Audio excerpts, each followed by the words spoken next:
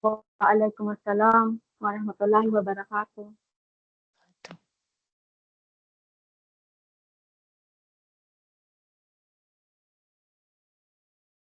Pwede na tayo magsimula, inshallah, sis. Inshallah po, Ustad. Bismillahirrahmanirrahim. Alhamdulillahi Rabbil Alamin. Wassalatu wassalamu ala Rasulullah wa ala alihi wa sahbihi ismain. Amma ba'd, mga kapatid, Assalamualaikum warahmatullahi wabarakatuh. Alhamdulillah, tayo muling magsimula sa pagpuri, pagpasalamat, pagdakila, pagwalhati sa ngalan ng Allah subhanahu wa ta'ala. Nawa ang kanyang awa at biyaya ipagkaloob niya sa uling propeta Muhammad sallallahu alaihi wasallam, sa kanyang buong pamilya, sa lahat ng kanyang mga kasamahan at sa lahat ng mga tao tumataas sa matuwid na landas hanggang sa huling araw.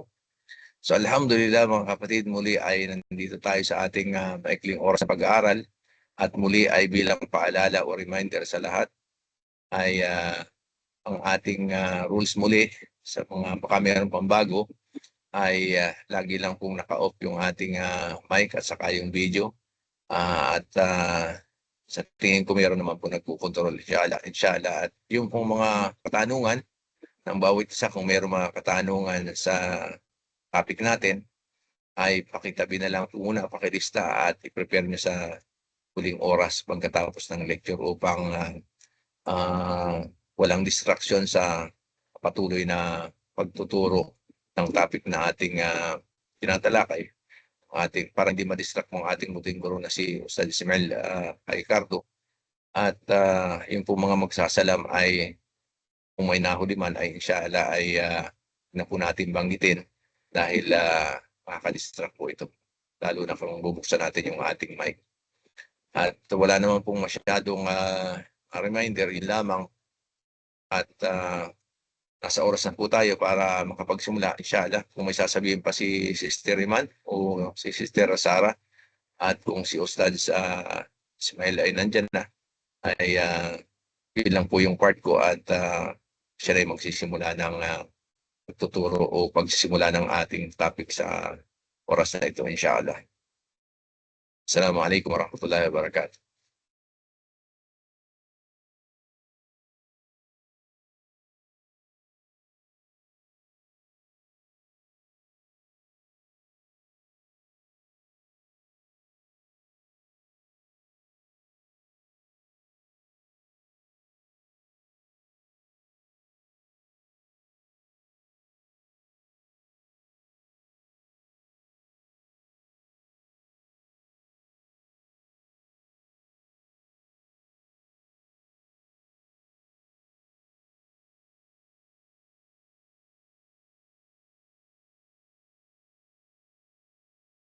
Assalamualaikum warahmatullahi wabarakatuh. Waalaikumsalam warahmatullahi wabarakatuh. Tafadhal Ustad. 1 minute po, Ustad. 1 minute. Inshallah.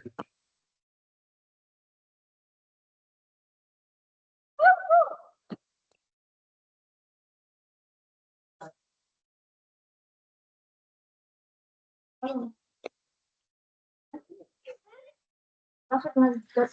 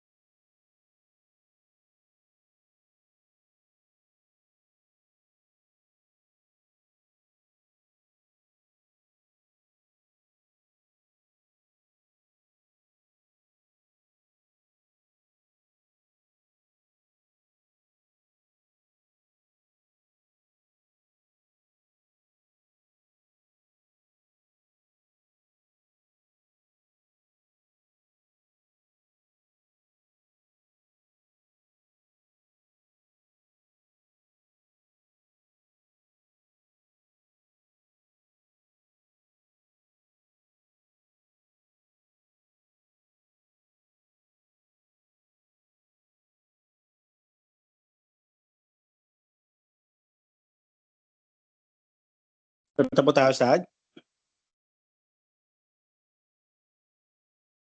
Inshallah po. Father Ustad. Nakapag-announce po kayo? Okay na? Okay na po, okay na. Alhamdulillah.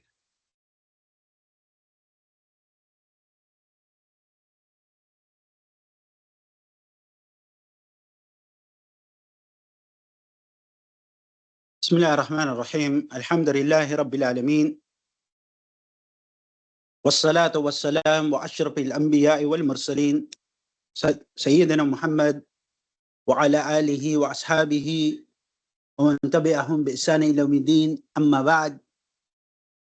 أوصيكم بنفسي بتقوى الله عز وجل كما قال تعالى في تنزيل يا أيها الذين آمنوا اتقوا الله حق تقاته ولا تموتن إلا وأنتم مسلمون. قال رسول الله صلى الله عليه وسلم وأصدق الحديث كتاب الله وخير الهدي هدي محمد صلى الله عليه وسلم وشر الأمور محدثاتها وكل مدة بدعة وكل بدعة دلالة وكل دلالة في النار. Bago ang lahat, muli tayo ay magbukas sa pagdakila, pagluwalhati, pagpuri kay Allah subhanahu wa ta'ala at sa kanyang ngalan dito tayo nagsisimula. Tayo nagbibigay pugay sa kanyang huling sugo na si Muhammad sallallahu alaihi wasallam, sa kanyang kapamilya, sa kanyang kapanalig at sino man ang nagsisunod sa kanya at magsisunod pa hanggang sa huling araw. Hinahabilin ko sa sarili ko at kayo na nawa tayo ay matakot kay Allah subhanahu wa ta'ala ng tamang pagkatakot at huwag tayong pumayag na tayo abutan ng kamatayan maliban na lamang na tayo ay Muslim na o nanatiling Muslim. Sinabi ng Propeta Muhammad sallallahu alaihi wasallam, ang pinakamainam na salita ay ang aklat ni Allah, ang Quran, at ang pinakamainam na gabay ay ang gabay ni Propeta Muhammad sallallahu alaihi wasallam. Tunay, ang pinakamalalang bagay sa buhay na ito ay ang mula sa sabi-sabi. At lahat ng sabi-sabi ay imbento, at lahat ng imbento ay kaligawan, at lahat ng mga ligaw ay hulog ni Allah sa apoy ng impyerno. Nawa ay ilayo tayo ni Allah patungkol dito. Next slide po, Ustad. Sabi natin bilang pagpapatuloy sa ating pagtalakay sa umagang ito diyan sa inyo at sa hapon naman dito sa amin sa Pinas, na tayo ay tumatalakay pa rin walang iba sa ating aklat ng Syar al-Asmaul Husna o yung pagpapaliwanag natin sa magagandang pangalan at mga katangian ni Allah subhanahu wa ta'ala. Kung saan sabi natin na ito ay pundasyon na bahagi ng ating akida o yung tiyak natin pinapaniwalaan na siya naman may kinalaman sa tauhid o kaisahan ni Allah subhanahu wa ta'ala. Next slide po, Ustad. Narjo. Nung nakaraang linggo po ay ating tinalakay ang patungkol sa pagiging higit na pangalang Allah.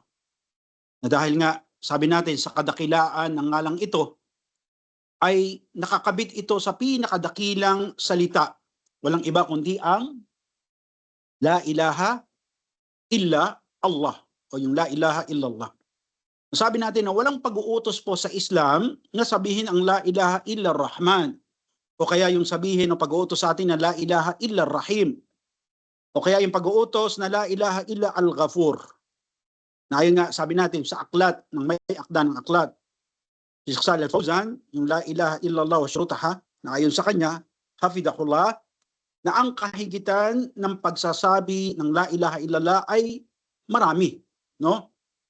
Lima ya'li, no, sabi daw. At ang iba dito ay ang mga sumusunod. Ang iba nabanggit natin nakaraan, at ang iba babanggitin natin muli, yung iba sa kanila, para manariwa at magbalik tayo sa kahigitan nito. Next slide po, Ustad. Nakibasa po, Ustad.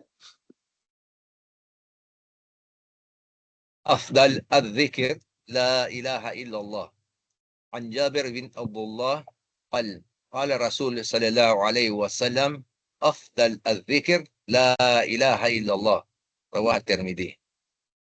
So sinabi natin sa isa sa mga binanggit ng may akda ng aklat na ang isa sa kahigitan ng La ilaha illallah na ito ay sinabi ng Rasulullah sallallahu alaihi wasallam sa hadith na nabanggit mula kay Jabir na kala Rasulullah sallallahu alaihi wasallam afdal ad-dhikr la ilaha illallah wa afdal ad-du'a alhamdulillah. Na ayon kay Propeta Muhammad sallallahu alaihi wasallam na ang mas higit na adhkar o pag-alala kay Allah, no, ay ang pagsasabi o pagsambit ng La ilaha illallah, at ang pinakahigit daw o mas higit na dua o paghingi kay Allah ay ang pagsasabi ng alhamdulillah. Next slide po, Ustad. Pakibasa po muli. Man kana akhir kalamihi la ilaha illallah. An Muad bin Jabal qala Rasul sallallahu alaihi wasallam man kana akhiru kalamihi la ilaha illallah dakhala al-jannah. Sabi, tulad na binanggit na may akda ng aklat sa pagkakabasa ng ating buting ustad na man akhir kalamihi la ilaha illallah. No, yung huling pananalitaan niya ayon sa propeta Muhammad sallallahu alaihi wasallam ni nabanggit ni Muad bin Jabal na naiulat sa Sahih. Nasabi ng Rasulullah sallallahu alaihi wasallam, man akhir kalamihi la ilaha illallah dakhala al-jannah. Na sino man anya ang huling pananalita na walang Diyos maliban kay Allah ay papasok sa paraiso. At dito binanggit natin yung masail o issue o tanong na ayon sa binanggit ni Imam Ahmad sa kanyang isnad na ito ay madaling sabihin kung tayo'y buhay.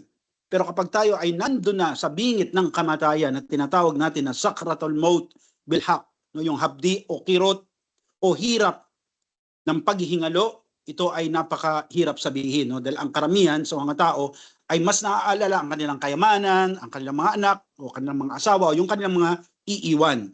No? Next slide po, Ustad. Pakibasa po muli.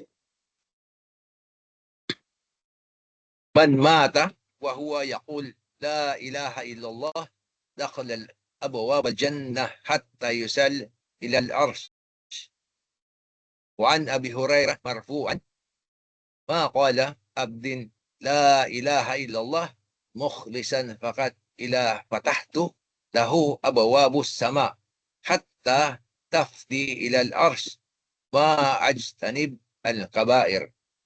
Sabi ng ating buting ustad na binanggit ng may akda ng aklat sa kanyang aklat na sino man anya ang mamatay, man mata. Sino yung mamatay? No? Ba, namatay siya tapos nabanggit niya yung la ilaha illallah. Ay papapasukin siya sa tarangkahan ng langit hanggang marating niya ang trono o yung arsh. Sabi natin kasi sa Usul at-Talata, yung aklat ng Usul at-Talata ni Sheikh Muhammad bin Abdul Wahhab, na pinaniwalan din sa atin ng butihing Sheikh Salih Al-Fawzan hafidahullah, na merong tatlong tanong sa libingan. No? Kapag sabi natin na pagka nasagot ito ng maayos at nabanggit natin yung la ilaha illallah bago tayo mamatay, hahablutin ng, sabi natin, ng anghel yung ating kaluluwa, di ba? At iaakyat tayo saan? Sa kalangitan. At bawat pintuan ng langit, yung pitong samawat, meron tarangkahan doon, no? At ilalagay yung ating kaluluwa sa sako. Kung ikaw ay isang baluktot, isang pasaway, isang makasalanan, walang paniniwala, no? Ilalagay ka, ibutang yung room mo doon sa sako at mag-aalingaso sa baho yung amoy ng sako na yun.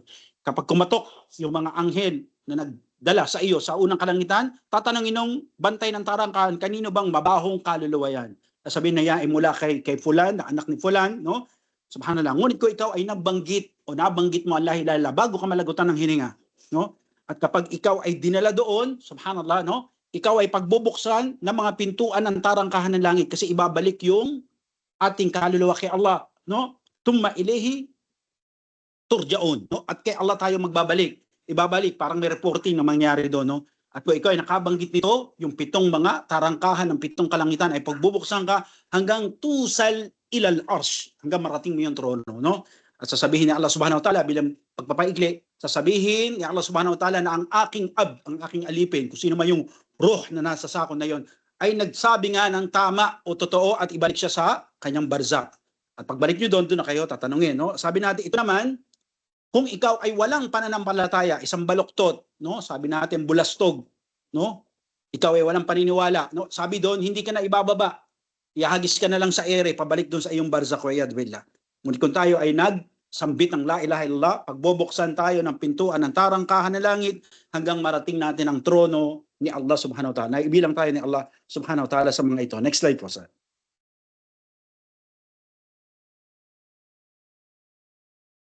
At pakibasa po.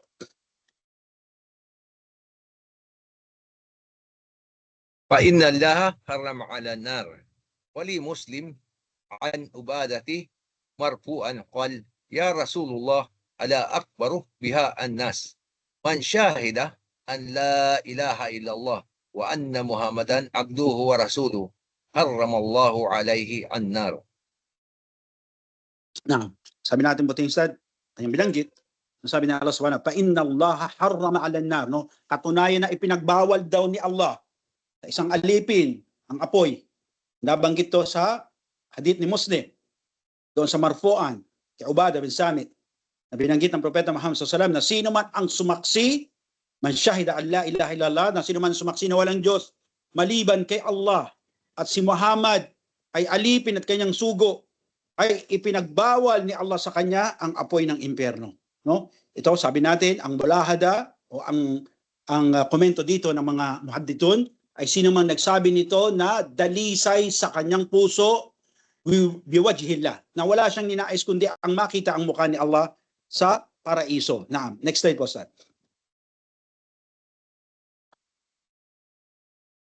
Pakibasa po. Man qala la ilaha illallah kharaja min nar.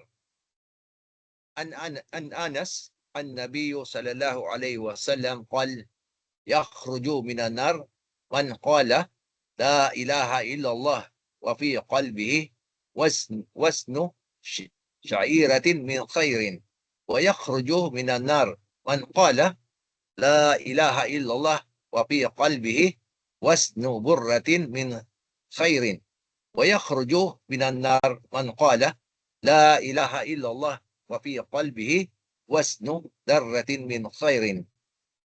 Sallallahu tabarakallah, no? Dito binanggit ng Propeta Muhammad SAW, no? Maaring sabihin nyo, bakit ganun? Sinabi, ipagpabawal yung apoy ng impyerno. Sino mang nagsabi ng la ilaha illallah. Bakit sinabi dito na sino man yung magsabi ng la ilaha illallah ay palalabasin sa impyernong apoy?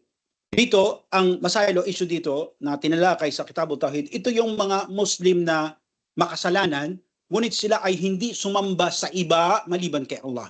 Ito yung mga tao na kakaunti, kalilun, ya'malun yung kanilang mga gawain, na kung saan sila ay parurusahan ni Allah SWT, lilinisin sila, no? Pagbabayaran nila yung kanilang kasalanan sa apoy ng impyerno. Ngunit, hindi sila mananatili doon forever, hindi magpakailanman.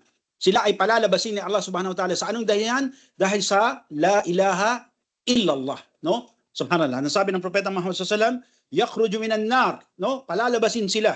At ito yung isa sa mga bagay na tinalakay sa Kitabut Tauhid pa rin, na kahalagahan ng syafa'ah, no? O yung pamamagitan ng Rasulullah sallallahu alaihi wasallam. Na kung saan sabi natin, natatanging ang Propeta Muhammad sallallahu alaihi wasallam, ang propeta mula sa mga propeta, ang magpabalik-balik o magpababalik-balik kay Allah subhanahu wa ta'ala sa kanyang ars para makiusap na ilabas ang kanyang umma sa nari jahannam, no? Sabi sa ulat ni Imam Manawi, 4 na ulit siyang babalik-balik. Hanggang dito sa sinabi ng Propeta Muhammad sallallahu alaihi wasallam, ilalabas sila ng anghel. Sino man yung merong la ilaha illallah na ang kanyang kabutihan sa kanyang puso ay laki ng trigo. Alam niyo yung trigo, wheat, no? Wheat, trigo. Ganun lang yung butil na kabutihan sa puso mo. At ikaw ay kinamatayan mo ang la ilaha illallah, tinaguyod mo ang mga haligi nito, no? Ngunit kakaunti yung kabutihan mong nagawa at mas marami ang timbang ng iyong kasalanan, papapasukin ka ni Allah sa paraiso at ilalabas ka sa impyerno. Subhanallah. Sabi doon, hanggang sa ang isang Muslim, na sabi nga natin na darra, no? Doon sa suratul Zalzalah. Sabi naman kung ano yung darra na to, yung pag gumising kayo na umaga, meron kayong parang nakikitang alikabok na nalulutang-lutang doon sa hangin, di ba? Ito yung darra ayon sa kanila. Wallahu ta'ala alam. At isa si Sheikh Salah Uthaymeen na nagbanggit patungkol dito. Ganun yung kabutihan sa puso mo at namatay ka, kinamatayan mo la ilaha illallah, palalabasin ka pa rin ni Allah sa impyerno, no? Subhanallah. Ito ang kahigitan, kahalagahan ng la ilaha illallah. At sinabi rin ng mga mufassir, nagpapaliwanag sa paksahing ito, na kung ganito nga yung kondisyon, no? Kinamatayan niya yung la ilaha illallah, lalabas siya sa impyernong apoy pagkatapos niyang pagdusahan, pagkatapos niyang bunuin, pagkatapos niyang mapagbayaran ang kanyang mga kasalanan. Sa habag at awa ni Allah ay ilalabas siya sa impyernong apoy. At dito, diniscuss din natin last week ang kaibahan ng maghfira at ang afu o yung afuwun, no? Yung tinanong ni Aisha radhiyallahu anha sa Rasulullah sallallahu alaihi wasallam, no? Sabi niya, ya Rasulullah, kung batid ko na parating na ang Laylatul Qadr, ano yung kanyang idudua? Tinuruan siya ng Rasul sallallahu alaihi wasallam, quli, no? Allahumma innaka afuwun tuhibbu afu fa'fu anni, no? Ito na kung saan sabi nga natin si Allah subhanahu wa ta'ala ay nagpapaumanhin. Kaya hilingin natin na ipaumanhinan tayo. Ito yung kaibahan ng kapatawaran at ipaumanhin ni Allah subhanahu wa ta'ala. Kasi yung kapatawaran, pag hiningi natin kay Allah yung astagfirullah, astagfirullah, astagfirullah, oo, patatawarin tayo ni Allah, pero nakasulat pa rin sa inyong sulatan, sa sijil, yung inyong mga kasalanan. Ngunit kung kayo ay pinaumanhinan ni Allah subhanahu wa ta'ala, afuhun, no, yung pinasulat na yon ng kiraman katibin sa aklat o sinulat ng mga kiraman, ipabubura yun ni Allah subhanahu wa ta'ala, no, at yun ay mawawala, no, subhanallah. Nawaibilang tayo ni Allah sa mga taong ito. Next slide po, Ustad. Pakibasa po. Man syahida an la ilaha illallah ghafara Allahu lahu walau kanat dunubihi mathal ad-dunya. وللترمذي وحسن عن أنس رضي الله عنه سمعت رسول الله صلى الله عليه وسلم يقول nalipat na wala. Sanalipat na wala. May tumawag kasi.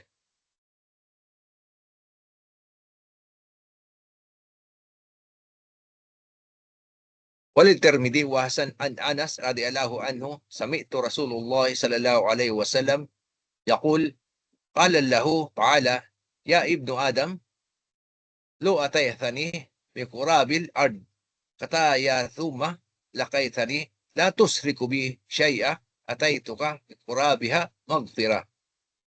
Sabi ng Propeta Muhammad SAW dito, no? Ito ay nabanggit din sa aklat ng La ilaha illallah wa syurutaha, Sheikh Saleh Fawzan, tulad ng binasa ng ating butihing ustad na sino man anya yung sumaksi na walang Diyos maliban kay Allah ay patatawarin ka ni Allah kahit ang iyong kasalanan ay sing laki ng mundo. No? Subhanallah. Ito ay nabanggit sa hadith ni Tirmidhi wa Hasan al-Albani na narinig na sinabi ng Propeta Muhammad sallallahu alaihi wasallam. Ito ay naitala sa hadith al-Qudsi. Ito yung salita ni Allah na wala sa Quran at ang nagdarit nito ang Propeta Muhammad sallallahu alaihi wasallam la hadith al-Qudsi. Sasabihin ni Allah subhanahu wa ta'ala, ya ibn Adam, o mga anak ni Adan. Sabihin tayo, no? Kung tayo man daw ay magtungo sa araw na iyon, sa araw ng paghukom, na meron tayong bit-bit na kasalanan na sinlaki ng mundo, no? At tayo ay hindi nagtambal sa pagsamba sa Kanya, ay tatapatan ni Allah ng kapatawaran na sinlaki din ng mundo, ang kasalanan na sinlaki ng mundo. Subhanallah. Ito ay bagay na pagpapakita ng kahigitan pa rin ng la ilaha illallah na ito kung atin ay kamatayan. Ayon nga sa komentaryo ng Aklat ng Kitab Tauhid. Next slide po, Ustad.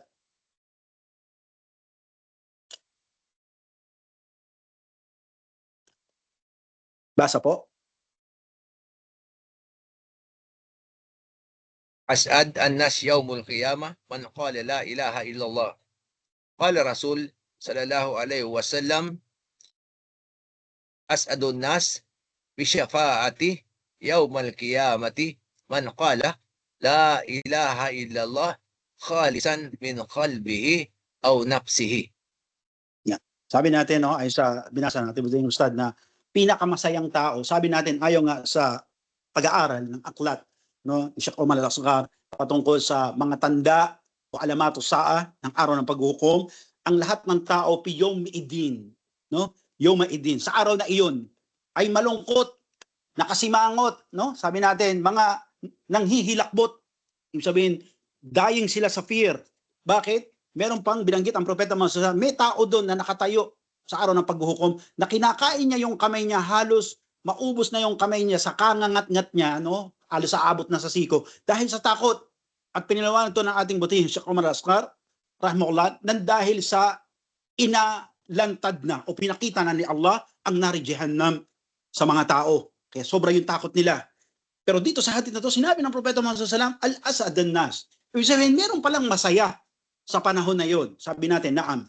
Dahil sabi ng Propeta Muhammad SAW, asad an-nas fi syafa'ati yawm al-qiyamah man qala la ilaha illallah. Ang pinakamasaya sa araw na iyon, na kung saan ang mga tao nanghihitakot, no? Nanghihilakbot, no? Nanginginig sa takot dahil sa nari Jahannam. Pero yung iba, masaya. Bakit? Dahil sa la ilaha illallah. Kaya nawa, inshallah, sabi nga ni Allah subhanahu wa ta'ala, wala tamuntuna illa wa antum muslimun. Huwag kayong papayag, maliban na kamatayan natin. Ang reliyon ito, ang la ilaha illallah. At ito, sabi natin, ay mangyayari sa hinaharap sa araw ng paghukom. Pagkatapos hukuman ni Allah ang mga tao, no? Iba sa kanila, sabi natin parurusahan, ang iba naman sa kanila ay gagantipalaan. Sinabi sa ulat na may mga grupo ng mga tao na ibilang tayo ni Allah Subhanahu wa Ta'ala na sila doon ay masasaya. Mashallah, no? Ito ay bunga ng la ilaha illallah. Kaya nawa ay ibilang tayo ni Allah sa mga grupong magiging masaya, inshallah, sa araw ng paghuhukom. Allahumma amin. Next slide po, Ustad.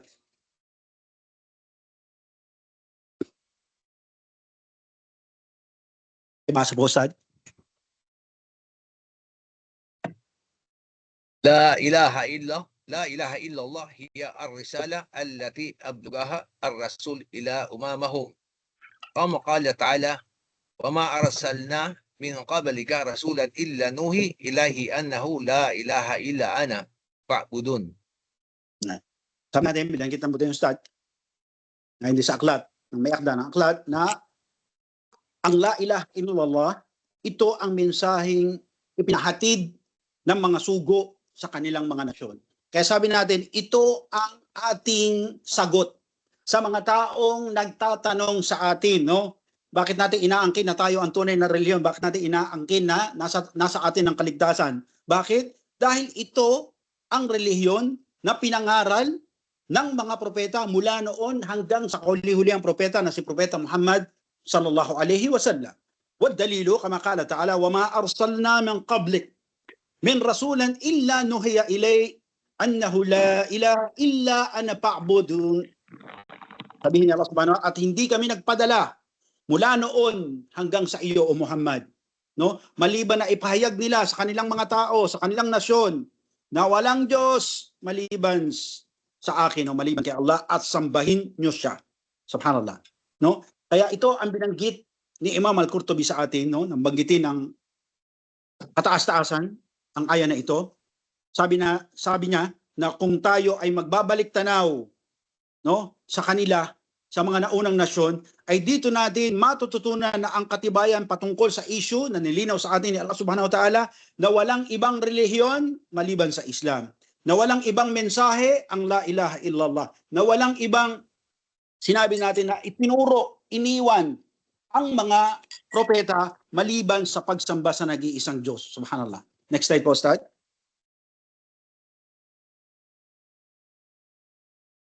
Sabi natin, kaya ito'y malinaw na katibayan na hindi paiba-iba ang relihiyon na pinagkaloob ni Allah sa mga tao. Tulad ng inaakala ng mga tao sa labas ng Islam. Na umano, inaakala nila nung panahon daw ni Musa alayhis salam ay Judaismo daw ang relihiyon. At nang dumating daw si Propeta Jesus ay Kristyanismo naman. At nang dumating daw si Propeta Muhammad sallallahu alaihi wasallam ay Islam na. Tandaan natin, ang Propeta Muhammad sallallahu alaihi wasallam ay sinugo bilang kakompletuhan ng reliyong Islam. Ang kanyang sabihin, kalallahu ta'ala, al-yawm akmaltu lakum dinakum, no? Kinumpleto lang ni Allah ang relihiyon sa pagpapadala kay Propeta Muhammad sallallahu alaihi wasallam. Kaya mula noon hanggang ngayon, ang relihiyon para kay Allah ay Islam. Next slide po, sir. Pakibasa po. قول لا إله إلا الله ولو معه قليل من العمل يؤدي إلى المغفرة ودخول الجنة قوله أدخلوه له الجنة على ما كان من العمل وفي رواية أدخلوا له الجنة من أي أبواب الجنة الثمانية. Subhanallah. No? Dito binanggit ng ating bating ustad, no, na yung pagsambit ng la ilaha illallah na kahit ang isa, no, kaya sabi natin kung sino yung tatamad-tamad yang gumawa ng ibada, no, subhanallah, sabi natin ang gawain niya kahit kakaunti pero ito'y pinagbuti niya, no, ay magiging dahilan ito para magdala sa kanya na siya ay yu'di ila maghfirah. Ito'y magdadala sa kanya para sa kapatawaran, para siya'y patawarin ni Allah. At ang kapatawaran ni Allah ang siyang magdadala sa iyo papasok sa paraiso. Subhanallah. Kaya sabi ng hadith ng Propeta Muhammad SAW, papapasukin sila. Sino? Yung mga Muslim na yun. No? Nakakaunti yung kanilang kabutihan. No? Magaan ang kanilang timbangan. Pero papapasukin pa rin sila ni Allah sa paraiso dahil sa la ilaha illallah. Again, ang kondisyon nito na ito'y naunawaan, itinaguyod ang kondisyon nito at kinamatayan ang la ilaha illallah. Next slide po, Ustad. Yan. Sabi natin, di ba, wahina ala masail, no, na dito ay merong issue, no, bihadihil mawdu, no, o sual. Sabi ng mga tao ayon kay Sheikh, no, wa kullu man qala la ilaha illallah yadkhulul jannah mubasharatan, no, tinanong ating butihi Sheikh Al-Fawzan hafidhahullah. Sabi niya, lahat ba na nagsasabi ng la ilaha illallah ay pasok dire-diretso sa paraiso? No, meron tayong nabanggit na, no, ilalabas sa impyerno, no, pagbabawal ang apoy. Sabi, pasok ba sila lahat sa paraiso? So sabi dito, sabi ng ating butihin Sheikh, ang mas mainam daw na sabihin dito, wal asnan maqila fil ma'aniha, maqala Sheikh al-Islam Ibn Taymiyyah rahimahullah. Pinakamainam daw sabihin dito, isagot dito, ay kung ano yung sinabi ni Sheikh Islam Ibn Taymiyyah, na sa salaysay doon na ito ay para sa sino mang nagsabi. No? Sabihin, hindi natin itatanggi ito. Na sino man ang magsabi ng la ilaha illallah, pasok sa paraiso. Sino man magsabi ng la ilaha illallah, ay pagbabawal sa kanyang apoy ng impyerno. Sino man ang magsabi ng la ilaha illallah, ay ilalabas sa impyerno at papapasukin sa paraiso. Sino man ang magsabi ng la ilaha illallah, kahit kakatiting ang kanyang gawain sa kanyang puso, ay ilalabas siya ng impyerno at papapasukin sa paraiso. Lahat ng ito ay hindi natin itatanggi. At ayon kay Sheikh Ibn Taymiyyah rahimahullah, no, ang salaysay na ito ay para sa sino mang nagsabi nito at namatay siya dito. No? Kasi sabi natin, maaring ngayong Muslim, dahil yun ang sinabi ni Allah Surah Al-Baqarah, Muslim siya sa umaga, kafir siya sa gabi. O kafir siya sa umaga, Muslim siya sa gabi. At sabi ng Rasul SAW, isang dangkal lang, pasok na siya sa paraiso dahil gumawa siya ng syak at kupor, nilaglag siya ni Allah sa impyerno. Sabi naman ng Propeta Muhammad, meron namang tao na isang dangkal na lang, laglag na siya sa impyerno. Dahil siya'y nagtauba, pinapasok siya ni Allah sa paraiso. Kaya ito ang sagot natin doon sa sister na nakaraan, di ba? Kahit sabihin mo meron nag-backslide at ikaw Muslim kang matino ngayon na patuwid, no? Andun pa rin tayo sa marathon. We're still running, hindi pa tayo nakakarating sa finish line. At ito ang binanggit ni Sheikh Ibn Taymiyyah rahimahullah patungkol sa masailo issue na ito. Lahat ba na nagsabi, pasok, diretso sa paraiso? Sasabihin natin na ito ay kung kanyang kamatayan. No? Kung kanyang kamatayan. Dahil yun ang sabi ni Allah subhanahu wa ta'ala, wala tamuntunna illa wa antum muslimun. Huwag kayong mamatay maliban na kayong mga Muslim. No? Kinamatayan ang la ilaha illallah. Naam. At sabi natin, hindi po kabilang dito sa mga binanggit na to ni Sheikh Islam Ibn Taymiyyah, yung mga nagsasabi lamang sa kanilang dila, no, lip service, la ilaha illallah, kasi dahil nagtatrabaho sa Muslim country, gustong magkaroon ng pwesto o tumaas ng sweldo, at hindi rin kabilang dito yung mga sinasabi natin na nagsasabi lamang sa kanilang dila ng la ilaha illallah, pero yung pala gusto lang mag-asawa ng Muslim o gusto mag-asawa ng Arabo, no? At hindi rin kabilang dito ang mga nagsasabi sa kanilang dila ng la ilaha illallah dahil gusto lang makapasok sa Makkah, no? Dahil mag-uumbra, mag-ahad yung amo, gustong sumama, ay la ilaha illallah din sila para pasok sila ng Makkah. Subhanallah. Hindi po kasali din dito yung mga taong nagsasabi na Muslim sila ngunit o Muslim sila subalit o kaya nagsasabi na gusto nilang bumait pero di nila magawa. Maliban na sila ay magsabi lamang sa kanilang dila ng la ilaha illallah at ito ay totoo, ito ay dalisay, ito ay sincero at ito ay tapat sa kanilang puso. Kumilos sila ayon dito sa mga kondisyon at hinihiling nito ng la ilaha illallah at kinamatayan mo ito, naam. Ayon kay Sheikh Islam Ibn Taymiyyah, naam. Oo, ikaw ay patatawarin ni Allah at papapasukin sa paraiso. Next slide po, Ustaz. Pakibasa po. Qawlu la ilaha illallah athqalu fi mizan min dunya wa ma fiha. وعن أبي سعيد الخدري رضي الله عنه أن الرسول صلى الله عليه وسلم قال موسى يا رب علمني شيئا أذكرك وأدعوك به قال قل يا موسى لا إله إلا الله قال يا رب كل عبادك يقولون هذا Kuluna hata. So sabi doon sa binasa ng ating ustad, no, na binanggit sa aklat sa Al-Fawzan, no, nung qul la ilaha illallah atqal, ibig sabihin ito'y mas mabigat o mabigat sa timbangan kumpara sa mundo at kung ano man yun nandito, no, yung pagsasabi ng la ilaha illallah. Kasi ito ay bagay na nagpapaliwanag sa atin. Kasi alam natin, sabi natin, maraming mga tao ang nalasing, no, na humaling, no? Subhanallah. At nawala na. Sabi natin, sila ay mga lutang na dahil sa dunya.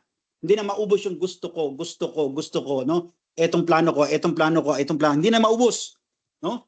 At dito, na kung saan pinaliwanag sa atin ang hadith na ito mula din sa Kitab at-Tauhid na ang pagsasabi ng la ilaha illallah ay mas higit pa sa mundo at kung ano man yung nandito. Sa isang hadith ni Abi Sa'id al-Khudri, alam natin na si Musa alayhis salam, ayon nga sa propeta Muhammad sallallahu alaihi wasallam, ito yung isa sa mga propeta na binanggit sa ahadith na isa rin sa mga sabihin natin na nagpupumilit o makulit, no, na propeta. Sabi doon si Sayyidina Musa alayhis salam, gusto niya kasi, actually natural naman to sa mga propeta, humihiling sila na shay'un khassa ilayhim, no, na yung bagay na gagawin ni Allah na espesyal lamang sa kanila. So sabi natin ginawang espesyal kay Musa alayhis salam paghahati ng dagat, no, yung Bahrun Ahmar, yung Red Sea, na walang ibang propeta ang naghati nito, no, sa kapahintulutan ni Allah maliban kay Musa nang pag-utusan siya ni Allah na hatawin ng baston ang dagat ng pula at ito'y nahati. Ngayon gusto pang humiling ni Musa kay Allah subhanahu wa ta'ala, sa hadith na ito nabanggit kay Abi Sa'id al-Khudri mula kay propeta Muhammad sallallahu alaihi wasallam na sinabi ni Musa, "Ya Rab, alimni shay'a," no? Ya Allah, turuan mo ako ng bagay na adkuruka, na aalahanin kita at tatawagin kita dito. Sabi, special sa kanya ang gusto niya, no? Na gusto niya na walang ibang propeta meron nun, akin lang, ha? No? Ang sabi ni Allah subhanahu wa ta'ala sa kanya, "Qul ya Musa, qul la ilaha illallah." So sinabihan ni Allah subhanahu wa ta'ala si Musa, ay sa hadith al-Qudsi, sabi ni Allah sa kanya, "O Moises, sabihin mo la ilaha illallah." So ano ang sagot, ang jawab ni Musa alayhi salam dito? "Ya Rab, qul ibaduka yaquluna hada." Sabi ni Musa, "Ya Allah, ang lahat ng alipin mo, sinasabi ito," ibig sabihin, normal yung pagsasabi ng la ilaha illallah, no? Lahat naman ng tao sinasabi yan, no? Sabi nga natin, ito'y mahirap. Kung buhay ka, naam, pero kung mamamatay ka na, mahirap. So sabi nga ni Musa, Allah, lahat naman ng tao sinasabi yan, bigyan mo ko yung espesyal lang para sa akin. Ano ang sagot ni Allah subhanahu wa ta'ala? Subhanallah. Sabi ni Allah subhanahu wa ta'ala, Allah, "Ya Musa, law an as-samawati was-sab'a, no, wal ard." Sabi ni Allah subhanahu wa ta'ala, ang 7 kalangitan at ganun din ang kalupaan, tulad din yung dunya, no? Subhanallah. Ibutang siya, ilagay siya sa timbangan, at ang kabila namang timbangan ay ilagay o ibutang ang la ilaha illallah, no? Subhanallah. Ang sabi ni Allah subhanahu wa ta'ala na atkal, no? Mas mabigat pa rin. Mas mabigat pa rin ang alin, ang la ilaha illallah. Ibig sabihin, mapapangibabawan niya yung mundo. Na isa sa mga bagay na pinauunawa sa atin kung ganong kabigat, kung ganong kahalaga ang la ilaha illallah, na ito'y mas mabigat pa, no? At kalmin dunya wa ma fiha, at anumang nandito. Ito'y bagay na pagpupukaw sa atin ayon sa mga scholars ng Islam na wag nating masyadong mahalin ang dunya, no? Ang sabi nga ni Propeta Muhammad sallallahu alaihi wasallam, ad-dunya al-mata, no? Ang mundo panandalian, wa khairul mata, no? Ang pinakamainam na panandalian dito, wa nisa'us salih, no? Subhanallah. Ang kababaihang matuwid, no? Naway ibilang kayo ni Allah o gawin kayo ni Allah na kayo mga matutuwid, no? Para kayo ay mapabilang doon sa khairul mata na sinabi ng propeta Muhammad sallallahu alaihi wasallam. Next slide po, sir. Okay, basa po. Wala na. Wala pa. Okay. So sabi natin na, sabi ng butihing may akda ng aklat, "Inna qawlu la ilaha illallah khalisan min al-ghalb wa sababa dakhul al-jannah walau qatarat dunubuhu wa taqulat mizan." Sabi ng may akda ng aklat sa Salaf Fawzan na yung pagsasabi daw ng la ilaha illallah, nataos ka sa iyong puso, magiging dahilan to para ikaw ay makapasok ng paraiso kahit na ang iyong mga kasalanan ay mas madami pa at mas mabigat sa timbangan. Sa ibang ulat, nasing dami ng bula ng dagat, no? Sino bang pwedeng magbilang dito ng bula ng dagat? Subhanallah, no? Wa kana fil marfu'an, sabi nga doon sa isang hadith na marfu' ni Tirmidhi, no? Yusabi rajul min ummati ala ruqusi wal khalaiq yawm al qiyamah wa yanshiru lahu at-tis'una sijlan wa kullu sijlan minha madad al-basira. Thumma yuqal an tanqiru hada ya ibadi فيقول لا يا رب فقيل لك قدر أو حسنة وفيها الرجل يقولون لا يا رب فقيل بلى إن لك عندنا الحسنات وإنه لا تظلم هذه اليوم. Sinabi sa hadith na yun na tatawagin daw yung isang lalaki, sabi ng Propeta Muhammad SAW, mula sa kanyang nasyon, ibig sabihin sa ating umma, no? Tatawagin ng isang lalaki sa araw ng muling pagkabuhay. Ito yung tinatawag natin na najwa. Yun yung pag-uusap o kakausapin tayo ni Allah na hindi tayo ipapahiya. Sabi nga natin, imagine yun sa araw ng paghuhukom, ang mga tao doon ng panahon ni Adam alayhi salam at ang mga taong mabubuhay pa, tatayo sabay-sabay na mag-uli. No, sabi natin may mga tao doon na ipapahiya si Allah subhanahu wa ta'ala. Halimbawa yung mga grupo ng mga marites, meron silang bandila doon, ang mga chismosa, subhanallah, no? O kaya yung mga nagnegosyo sila ng riba. Tama sila doon sa grupo na yon. Pero ang isang Muslim, no, na kinamatayan at sineryoso yung pagsasabi ng la ilaha illallah sa kanyang puso, tatawagin siya ni Allah subhanahu wa ta'ala sa kanyang harapan, palalapitin at tatanungin. Sabi ng Propeta Muhammad SAW, ipag-uutos sa mga anghel, mga kirabang katibin na ito, na ilatag yung aklat na kanilang sinulatan. Sabi sa ulat na yung kanyang aklat ng kabutihan, nung inilatag, maiksi lang, kakaunti. No? Subhanallah. Nung inutos na ilatag yung kanyang aklat na sinulatan ng kasamaan, kabalbalan, kabuktutan, kalasuan, nang ilatag yon, ang sabi ng Rasulullah sallallahu alaihi wasallam, umabot yung kung saan nilulubugan yung araw. At sabi ni Allah subhanahu wa ta'ala, sa alipin na ito, sabi niya, meron ka bang itatanggi sa mga kabalbalan na ginawa mo na ito? Subhanallah. Sabi ng alipin na ito, wala po ya Allah. Sabi sa ibang ulat, meron ka bang paraan para pagbayaran itong mga kasalanan, kabalbalan, kalaswaan na ginawa mo na ito? Sabi na alipin na ito, sabi nga sa ibang ulat, tutungo na lang tong alipin na ito. Wala siyang maisagot. Sabi niya, wala po ya Allah. Wala akong kabutihang ginawa. At sasabihin ni Allah subhanahu wa ta'ala, wala. Pagkus meron. So sasabihin ni Allah subhanahu wa ta'ala, pag-uutos sa anghel na kunin yung kanyang ID, pitaka, no? Sabi diyan sa Middle East, parang ikama, no? Kunin yung pitaka, pag-uutos. Tapos sabihin ng alipin na ito, ya Allah, ano ba naman yung pitaka na yan kumpara dito sa kahaba-haba na sinulatan na puro kabalbalan, kasalanan, kalaswan na kanyang pinaggagawa sa haba ng binuhay niya sa mundo. Sabi ni Allah subhanahu wa ta'ala, pagpakuha nung pitaka na yon o yung kanyang ID, ang nakalagay doon ay La ilaha illallah. Ito ay katumbas sa sinabi kay Musa alayhi salam na mas maibigat pa ito sa mundo. Sabi pa ng Propeta Muhammad sallallahu alaihi wasallam, kung salubungin mo si Allah na meron kang kasalanan na sing laki ng mundo, ay sasalubungin ka ni Allah sa araw na iyon ng kapatawaran na sing laki rin ng mundo. Subhanallah. No? Next slide po, Ustad. Sabi nga ni Ibn Qayyim, rahimahullah, na ang mga gawain maaaring pare-pareho. Halimbawa, sabi natin, nag-hajj, di ba? Pag nag-hajj, lahat ng mga tao naka-izar warada, yung dalawang puting tela, sinusuot. Hindi mo makita kung sino man ang mas takil o yung mabigat yung kanyang ginagawa o sino man yung mas gumagawa sa kanila ng mga fadail na gawain. Kasi bakit? Hindi natin tanaw ang puso. Kaya sabi ni Ibn Qayyim rahimahullah, ito ay kung saan nararapat sa mga Muslim, no? Sa mga Muslim, na kung saan gumawa man sila ng katiting nang sila'y nabubuhay sa mundo. Gumawa ka ng bagay, kabutihan na katiting, at ito'y ginawa mong ikhlas para kay Allah. At hindi ka naghangat ng bagay na para purihin ka ng tao, para makita ng tao, ginawa niya to kasi, o kaya ginawa niya to kasi, no? Ginawa mo yan para kay Allah. Ang bagay na ito ay nararapat sa iyo, sa kapatawaran ni Allah subhanahu wa ta'ala. At sa paksang ito, dapat din natin malinawan na sa puso't isipan ng isang tao na kung tinutukoy itong pangyayari na ito, ayon kay Ibn Qayyim, no? Sabi na marami siya maaring nagawang kasalanan.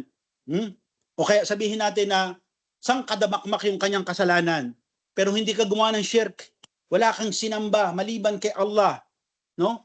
Ang sinamba mo lamang si Allah subhanahu wa ta'ala habang ikay nabubuhay at kinamatayan mo itong tauhid na ito, ay nararapat sa iyo ang mga bagay na naiulat mula sa sugo ni Allah sallallahu alaihi wasallam. Next slide po, sir. Ganun din sabi natin, ang salaysay na binanggit patungkol doon sa alipin na tinawag na hindi niya kayang tubusin yung kanyang mga mabigat, maraming kasalanan. Ayon sa nagpapaliwanag, ito'y tumutukoy sa sino mang kung saan bubunutan ka na ng kaluluwa, naway kahabagan tayo ni Allah, no? At siya ay sumaksi sa kaisahan ni Allah subhanahu wa ta'ala. Sabi doon, kapag yung kanyang kaluluwa ay kinuha na yung malakal maut, anghel ng kamatayan, at inaakyat na sa langit, pagbubuksan siya ng mga anghel na bantay ng tarangkahan, sabi nga doon na hanggang marating niya ang trono ni Allah subhanahu wa ta'ala, at mismong si Allah tabaraka wa ta'ala, mismong si Allah subhanahu wa ta'ala ang titistigo sa iyo. Kahit ang gawa ay may kakakatiting kaunti, ngunit ito'y ginawa mo para kay Allah, na walang nakakita, walang nakasaksi sa iyong ginawa, si Allah mismo ang magsasabi sa mga anghel na may bitbit sa iyo, paakyat ng langit, sasabihin, tunay na nagsasabi ng totoo ang aking alipin at ibalik siya sa kanyang libingan. Subhanallah. Ito yung mga bagay na inaasahan natin, insyaAllah, subhanahu wa ta'ala, sa mga bagay na ipagkakaloob ni Allah subhanahu wa ta'ala sa kanyang alipin sa sino mang nagsabi, sinabuhay, kinamatayan, ang la ilaha illallah. Next slide po, Ustad.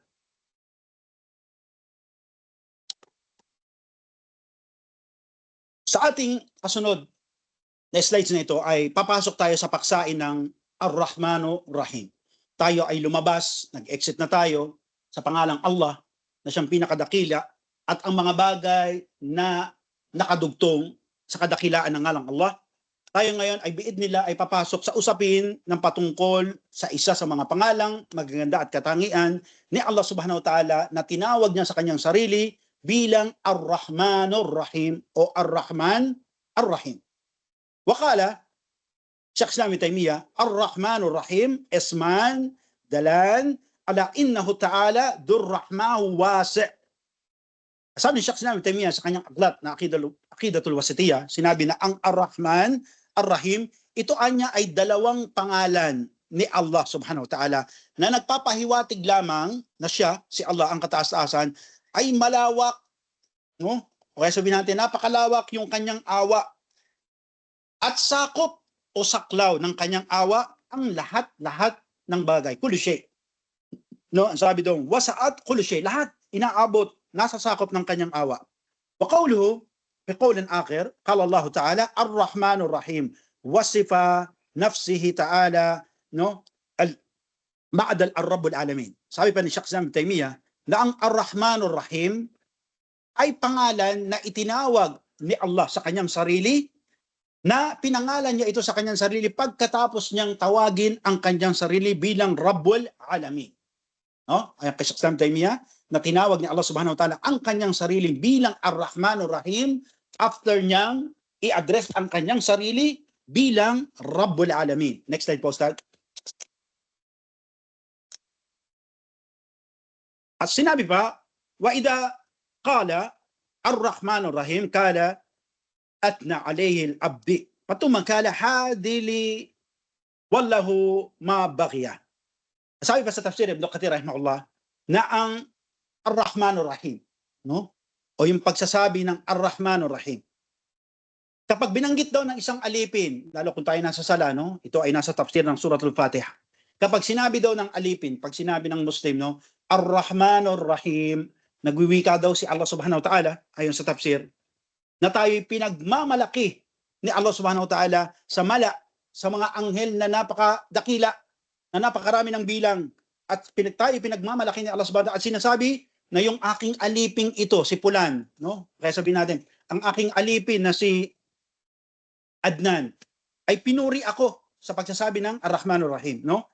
Pagkatapos sasabihin ni Allah subhanahu wa ta'ala, pagkatapos niyong banggitin, sambitin ang Ar-Rahmanur Rahim, sinasabi ni Allah subhanahu wa ta'ala sa mga anghel, sa malaking grupo bilang ng mga anghel, sinasabi ni Allah subhanahu wa ta'ala, pinasasaksihan sa kanila na ito ay sa pagitan ko at pagitan ng aking alipin, anuman yung kanyang hinihiling. Subhanallah, no?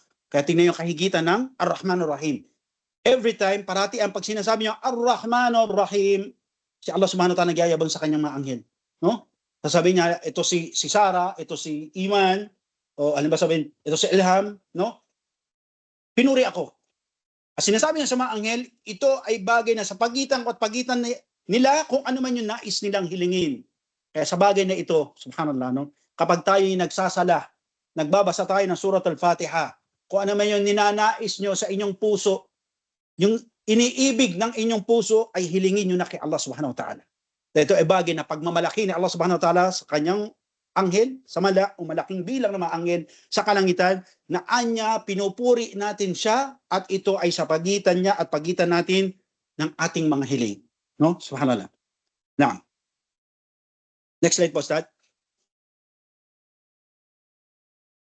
As sinabi, Ar-Rahman, no?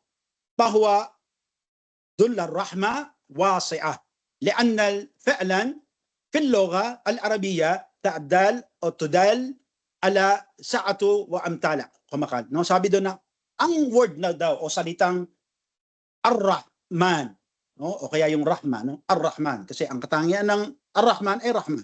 Sabi doon na kung saan ayon kasi sinabi ni Taymiyyah rahimahullah na ang Ar-Rahman siya yung pinagmumulan, siya yung source ng Rahma. Parang sabi natin gripo, pag nagbukas ka ng gripo, siya yung pinaka-source ng tubig. Pero hindi pala. Yung pala, MWSS. Kaya sa amin dito ay tinatawag natin na water district. No? So yung pala yung pinagmumulan. Yung salitang Ar-Rahman, siya yung source o pinagmumulan ng awa. No? Dahil nga sa wikang Arabe, sinasabi ito, na ito'y nagpapaliwanag o nagpapahiwatig ng kapasidad, ng kakayahan na siya'y magbigay o kaya maglatag o magpahayag ng awa. Pag sinabi natin Ar-Rahman, tiyakin niyo sa sarili niyo, no? Para mas kilalanin niyo, mas makilala niyo sa Allah Subhanahu wa Ta'ala, no? Nang sabihin ni Allah Subhanahu wa Ta'ala, Ar-Rahman, no? Ano ang dapat mamutawi sa ating utak, no? Na dapat malinaw sa ating puso, na si Allah Subhanahu wa Ta'ala ang may kakayahan, may kapasidad na magbigay, no, na maglatag sa atin ng awa.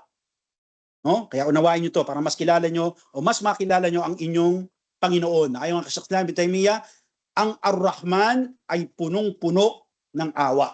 Kaya huwag kayong mawala ng pag-asa, no? Next slide. Tad. Yan. Pinaliwanag pa ng ibang mufassirun para anya na maunawaan natin, no? Ay sa mga ibang nagpapalayo na ang rahma, yung awa ni Allah, nagbubunga ng iba't ibang bagay o nagreresulta ng iba't ibang mabubuting resulta. Kanilang binigay na halimbawa para madali daw maunawaan, kasi ito yung sinabi ni Sheikh Shalih Al-Utsaimin, na para maunawaan ang paksain, pinapaliwanag doon ng dalawang kaparaanan, sa Lughawi at saka sa Shar'an. Ito mo pastor naman to, nagsabi na para mas madaling maunawaan, no, nagbigay siya ng halimbawa. Sabi niya, halimbawa, para madaling maunawaan daw ang paksain ng Rahma, Ar-Rahman, no, ay binigay niyang halimbawa yung arena, halimbawa, no. Sabi niya na sa arena, ito'y nagreresulta ng maraming masasarap na kakanin, no. Kanilang sinabi, halimbawa, ang pandesal ay mula sa arena. Ang cake ay mula sa harina. Ang puto ay mula sa harina. Ang palitaw ay mula sa harina. Ang bibingka ay mula sa harina. Ang produkto ng Goldilocks ay mula sa harina. Ang Red Ribbon ay nagmula sa harina, no? O yung produkto nila. Kaya sabi natin, ang harina at iba pang masasarap na gawa ng panadero mula sa panaderya, lahat nito ang pinagmulan, ang source nito ay harina. No? Kaya nakita nyo ang nice paliwanag, yung Rahma, Ar-Rahman, no? Na kung saan ang pinagkakaloob nito. Ang resulta nito, yung Rahma, ang Rahma ay nagre-resulta ng maraming bagay at maraming mabubuting bagay na dapat nyong tandaan. Next slide, poster.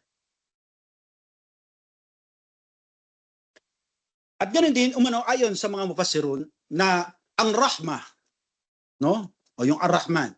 Yung Rahman ni Allah ay nagre-resulta din ng maraming mabubuting bagay, tulad halimbawa, nagbigay sila ng halimbawa, una, no? Al-ammat kullu hayy, no? Na kung saan sinasaklaw nito ang lahat-lahat ng may buhay. Binigay lang halimbawa ni Ibn Kathir, no? Sakop ng Rahman ni Allah Subhanahu wa Ta'ala, yung Rahman, no, yung Ar-Rahman, yung Rahman ni Allah, sakop nito yung lahat ng may buhay. Nagbigay siya halimbawa, maging ang engkanto, ang tao, ang hayop sa himpapawid, ang hayop sa ilalim ng karagatan, ang mga hayop sa ibabaw ng lupa, ang mga hayop sa ilalim ng kalupaan, at pinasulat din ni Allah Subhanahu wa Ta'ala para sa mga mabubuti at mga masasama, sa mga sumusunod, sa mga hindi sumusunod, sa mga tumatalima at pasaway, pinasulat din ni Allah Subhanahu wa Ta'ala sa kanila lahat-lahat ang kanyang rahman. At ang kanyang awa, ayon nga kay Ibn Kathir rahimahullah, ito ay umaabot din sa mga walang pananampalataya. No? Naniniwala, di naniniwala, inaabot ng awa ni Allah subhanahu wa ta'ala, subhanallah. No? Next slide po, Ustad. At isa sa binigay ng ating butihin Sheikh, rahimahullah, yung sikat ng araw. Na ayon sa kanya, rahimahullah, na ang sikat ng araw bilang awa ni Allah, ang Muslim at di Muslim ay tinatamaan ng araw. Ganon din po ang hangin. Bilang awa ni Allah, ang Muslim at di Muslim ay humihinga ng hangin. Ganon din po ang tubig. No? Bilang awa ni Allah subhanahu wa ta'ala, ang ulan, hindi lamang tumatama sa mga Muslim. Muslim, di Muslim, tinatamaan ng ulan. Maliban lang sumilong kayo sa bubong. No? Muslim, di Muslim, tinatamaan ng ulan o ng tubig. Ganon din, Muslim, di Muslim, nakikinabang sa malinis sa pag-inom ng tubig. Ganon din po ang lupa, ayon sa kanila. Rahimahullah. Na ang lupa, bilang awa ni Allah, lahat tayo umaapak sa lupa. Matuwid, di matuwid, Muslim, di Muslim, no? Subhanallah. At ayon sa kanila, na dahil sa awa ni Allah subhanahu wa ta'ala, wala pong dumadating na billing ng resibo sa inyong cellphone, magte-text, o kaya email, o kaya kumakatok sa bahay nyo, knock-knock, ayo, no? Walang kumakatok. Para sabihin sa inyo, magbayad kayo ng hanging hininga nyo, magbayad kayo ng init ng araw na tumama sa mga balat nyo, magbayad kayo ng renta ng apak nyo sa lupa, wala. Kasi bakit? Ito ay kabahagi ng awa ni Allah subhanahu wa ta'ala. Huminga kayo, umabot sa inyong baga, subhanallah. At nakinabang din ang puso dahil kailangan ng puso ng oxygen para mapump yung blood, no? Subhanallah. Umapak kayo sa lupa, naglakad kayo sa ibabaw ng lupa, no? Sa awa ni Allah, hindi kayo nilunon ng lupa, hindi kayo nalubog sa lupa, no? Pero subhanallah, sa awa ni Allah subhanahu, ang lahat-lahat ng ito na binanggit ang mufassirun ay nakikinabang tayo na walang bayad dahil ito ay kabahagi ng kanyang awa, rahma, ar-Rahman. Next slide po, sir. Sabi pa ni Allah subhanahu wa ta'ala, qala Allah ta'ala, qul liman fis samawati wal ard, qul lillah, kataba ala nafsi ar-rahmah. Sabi ni Allah ang katastasan, sabihin o Muhammad, sino man o anuman ang nasa mga kalangitan at kalupaan, sabihin, si Allah ay nagpasulat sa kanyang sarili ng awa. Kabanata Al-An'am, no? Sabi ng tafsir, no? At-Tabari, di khabar subhanahu wa ta'ala annahu al-malik as-samawati wal ard wa min fihin wa annahu qad kataba ala nafsihi ar-rahmah kama thabata fi sahih, no? Sabi ni Imam At-Tabari rahimahullah sa kanyang tafsir, sa aya na ito na binanggit, ito'y pagbabalita sa atin ni Allah ang kataas-taasan, ang walang kapintasan, na siya ang nagmamay-ari ng mga kalangitan at kalupaan at aluman ang naririto. Siya yung nagtakda sa kanyang sarili, nagpasulat sa kanyang sarili ng awa, no? Dahil sa kanyang kabanal-banalang kataas-taasan, no? At ito, alam natin, ay pinagtibay din sa mga hadith na nabanggit. Next slide po, Ustad. Sabi ni Propeta Muhammad sallallahu alaihi wasallam, wa an Abi Hurairah radhiyallahu anhu, qala Nabiy sallallahu alaihi wasallam, inna Allah lamma khalaqa al-khaliq khataba kitabin indahu al-fawq al-arsh, innahu rahmati taghlibul ghadibah. O kamakan. Sabi ni Abi Hurairah, kalugdan nawa siya ni Allah, nang likhain ni Allah ang sangkalikaan, ay pinasulat niya sa panulat na kasama niya sa taas ng kanyang trono, ang aking awa ay nadaig o natalo ang aking galit. No? At ayon nga sa mga scholar ng Islam, ang isa sa mga halimbawa na nangingibabaw, ang tanda na nangingibabaw ang awa ni Allah sa kanyang puot o galit, na ito'y nararamdaman natin dito sa mundo at sa huling araw o kabilang buhay.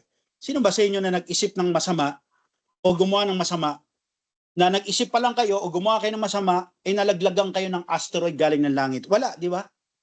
Ito ayon sa mufassirun, bahagi ng kanyang rahma. Next slide po, Ustad. Yan, sabi ng may akda ng aklat na ang rahma ni Allah subhanahu wa ta'ala ay nararamdaman sa dalawang kaparaanan. Una raw, ito'y mararamdaman ng kanyang nilikha dito sa mundong ibabaw. At pangalawa, doon sa kabila. Sa mundong ibabaw, ating mararamdaman na sabihin ni Allah subhanahu wa ta'ala, kataba ala nafsi rahma, no? Na kung saan nagpasulat daw si Allah, ayon nga sa tafsir ni Imam Sa'di, na si Allah ay nagpasulat sa kanyang sarili ng awa. No? At sa ibang ulat nga, ito'y napapangibabawan o napapangibabawan nito ang kanyang galit o puot. Nakahulugan na ang lahat ng nasa kalawakan, mga araw, mga bituin, mga planeta na kanyang pag-aari, na kung saan nasa ilalim ng kanyang pamamahala, si Allah ay nagpasulat at nagtakda na mula sa kanya ng awa. At kabilang dito yung kanyang kabutihan o kabaitan, ayon kay Imam Sa'di, na silang mga kanyang nilikha, kasama tayo, no? Engkanto, tao, anghel, no? Hayop, lahat tayo ay biniyayaan ni Allah subhanahu wa ta'ala at ginantimpalaan bunga o dahil ng kanyang awa. Next slide po, Ustad. Batay nga sa Salaysay Hadith, وعن أبي عثمان عن سلمان قال وقال الرسول صلى الله عليه وسلم إن الله تعالى ذكر لما خلق السمع ومن خلق السماء والأرض خلق 100 رحمة وكل رحمة ملء ما بين السماء والأرض فعنده 99 رحمة فقسم رحمة بين الخلائق. Sabi ng hadith na ito, ayon na sinabi ng Propeta Muhammad sallallahu alaihi wasallam, tunay na binanggit ni Allah ang kataas-taasan pagkatapos niya daw likhain ang kalangitan at kalupaan. Lumikha siya ng 100 awa na pupuno ng kanyang awa ang lahat ng espasyo sa pagitan ng langit at lupa. At sabi pa ng Propeta Muhammad sallallahu alaihi wasallam, lumikha si Allah ng 100 awa, ang 99 na awa pinanatili niya sa kanyang sarili. At ikinalat niya ang isang bahagi ng awa na ito mula doon sa 100 sa kanyang lahat-lahat ng nilikha. No? Mula sa, sabi natin, sa kalangitan at kalupaan. At anumang nasa espasyo nito. Subhanallah. Sa pamagitan ng bahagi ng awa na ito, ayon sa Propeta Muhammad SAW, ay nadarama natin ang habag. No? At sa pamagitan nito, umiinom ng tubig ang mga mababangis na hayop. At makita nyo, sabi natin, kahit yung leon na mabangis, ang mga kobra na masyadong mailap at nanunuklaw, pero subhanallah, kung tatanawin nyo at masusundan nyo sila sa kanilang kuta, yung mabangis na hayop, nakukuha nilang painumin, pasusuhin yung kanilang mga sanggol. Ang mga ahas na masyadong matatalas at nanunuklaw, ay nakukuhang alagaan at hindi tuklawin yung kanilang mga anak o hindi sirain yung kanilang itlog. Ganon din ang mga buhaya at iba pa. Ito ay kabahagian niya ayon kay Imam Sa'di ng awa na ikinalat ni Allah subhanahu wa ta'ala na isang bahagi ng awa mula doon sa 100. Pinagsasalunan natin. Pinagsasaluhan natin. Next slide po, Ustad. At batay pa sa Salaysay o hadith, Wan Salman qal najad fi Tawrah atifin. Inna Allah khalaqa samawati wal ard. ثم خلق 100 رحمة وجعل 100 رحمة قبل أن يخلقوا الخلق. Sabi pa doon ni Salman na nagsabi na natagpuan din daw itong kalima o salita na to na si Allah ay lumikha ng 100 awa sa Taurah o sa aklat na ipinagkaloob kay Musa alayhi salam. Natunay na si Allah daw ay lumalang ng kalangitan at lupaan pagkatapos lumikha siya ng 100 awa. Sabi pa doon sa ulat sa ibang rawaya ng Ahlul Kitab ng mga Banu Israel, na si Allah daw subhanahu wa ta'ala ay lumikha muna ng awa bago niya likhain ang kanyang sangkalikaan. Ibig sabihin, pinasulat ni Allah yung kanyang awa bago niya pa man likhain ang kanyang mga nilikha. No? At pinanatilian niya, ayon doon sa aklat ni Musa alayhi salam, na pinanatili ni Allah subhanahu wa ta'ala ang 99 na awa sa kanya at pinagkaloob niya ang isang bahagi ng awa na ito sa lahat ng kanyang nilikha. Sabi pa, wakala, tarhamuna biha, at dahil dito sa awa na ito, ay kumalat ang awa sa pagitan ng kanyang mga nilikha. Nang dahil sa isang bahagi ng awa na ayon, no, sa Taurah, ay natuto tayong maawa sa ating kapwa, sa ating asawa, sa ating mga anak, sa ibang tao, sa ating mga magulang. At nang dahil sa awa na ito ay natuto daw tayong magmahal ng ating kapwa. No? Subhanallah. Subhanallah. Ito yung isang bahagi pa lamang ng awa, at ang sabi pa ng mga nagpapaliwanag na dahil sa awa na ito, no? Nang dahil sa awa na ito ay natututunan ng bawat isa sa atin na dalawin kung sino yung may sakit na balitaan, dinadalaw. Ito ay bunga ng awa na inilagay ni Allah Subhanahu wa Ta'ala, na isang bahagi ng awa dito sa mundo, na kung saan dahil din daw sa awa na ito ay naririnig natin na umuungol ang mga kamelyo. At dahil daw sa pamamagitan ng awa ni Allah Subhanahu wa Ta'ala ay nagkaroon ng sungay ang mga baka. At kasama din sa bahagi ng awa na ibinahagi ni Allah dito sa lupa ay na kung saan ang mga tupa at iba pa, kasama din dito ang mga ibon, ay magkakagrupo na nakikita natin mga ibon, halimbawa lumilipad, di ba? Migratory bird. Sabay-sabay silang lumilipad, no? Subhanallah. At lahat ng ito ay dahil sa awa ni Allah Subhanahu wa Ta'ala. Last slide. Sorry, overtime na naman tayo. Yan. Qala Allah Ta'ala, awalam yaraw illa at-tayr fawqahum saffah wa yaqbil ma yamsikuna illa ar-rahman. At sabab binanggit ni Allah Subhanahu wa Ta'ala sa Quran na bahagi ng kanyang awa na pinakikita niya na nagmamanifest dito sa dunya, na sabihin ni Allah Subhanahu wa Ta'ala, hindi ba natin nakikita ang mga ibon sa kalangitan, sa ipawit, no? Na nilalayag nila yung kanilang mga pakpak at pagkatapos ay tinutupi. Walang nagpapanatili na sila'y lumutang sa ere maliban kay Rahman. Kaya sinabi naman papaliwanag na lahat ng nilikha ni Allah, mula sa kalawakan, anghel, araw, bituin, bulalakaw, hangin, tubig, lupa, apoy, engkanto, tao, hayop, lumilipad, gumagapang, lumalangoy, nasa ilalim ng lupa, maging ang insekto, bulate at uod sa loob ng tiyan mo o bakterya, virus at iba pa, ay tumatanggap ng habag ni Allah Subhanahu wa Ta'ala sa ilalim ng kanyang pamamahala at pagmamayari. Wa qul qawli hada wastaghfirullah li wa lakum wa lisa'il mu'minin fi kulli dhanbin fastaghfiruhu innahu huwal ghafurur rahim. Back to you, Syakadan. Yakba, pasensya na po tayo nag-overtime na naman. Kung meron man pong mga katanungan, paki-assist na ako, Ablaiman, inshallah. Nandiyan na ba si Ablaiman? Kabalik na ba? Okay, Assalamualaikum warahmatullahi. Yes, Sister Maribeth, may katanungan ka?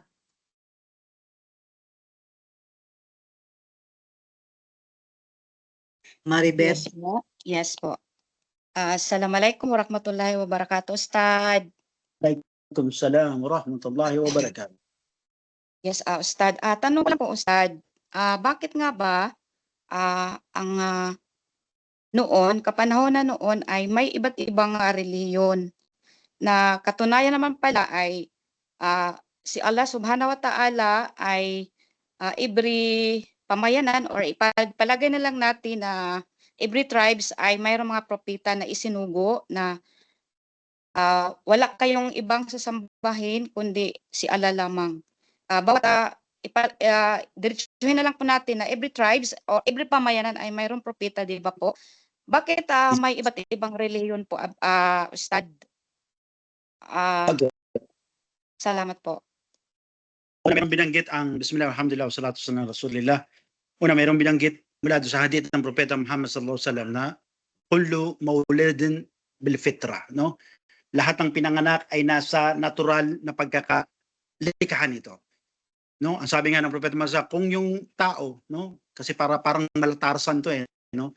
Yung bata iwan mo sa bundok, sanay siya na siya'y tatawag na ang Diyos nasa ibabaw ng langit. At isa sa binanggit ng mga scholar dito, kapag yung tao nalulunod, di ba? Kapag yung tao nalulunod, halimbawa, nalunod sa ilog o kaya sa baha, wag lang sa baha kasi merong leprosis, no? Ihi na dagat. Halimbawa sa dagat, sa ilog, nalulunod, no? Lulunod ka. Pag nalulunod ka, ang tingin mo lagi sa taas, hindi sa baba. Meron bang nalulunod na tumitingin sa ilalim ng dagat? Dili. No, hindi. Laging sa taas. Bakit? Yun yung fitrah. Natural to ayon sa mga scholars ng Islam. Na nilagay o binutang sa iyo ni Allah sa iyong puso. Yung iman na yun na ang Diyos nasa kaibabawan ng langit. Ngayong sagot, bakit ka naging Hudyo? Bakit ka naging Kristiyano at kami Muslim? Binanggit ng Propeta Muhammad SAW sa hadith na ito dahil sa ating mga ninuno, sa ating amain, sa ating mga magulang. Wala naman isa sa atin na tinanong tayo ng pare, halimbawa bininyagan kayo, dinala kayo sa simbahan, di ba? Nagbayad pa kayo sa pare, no? Binuhusan na kayo ng tubig.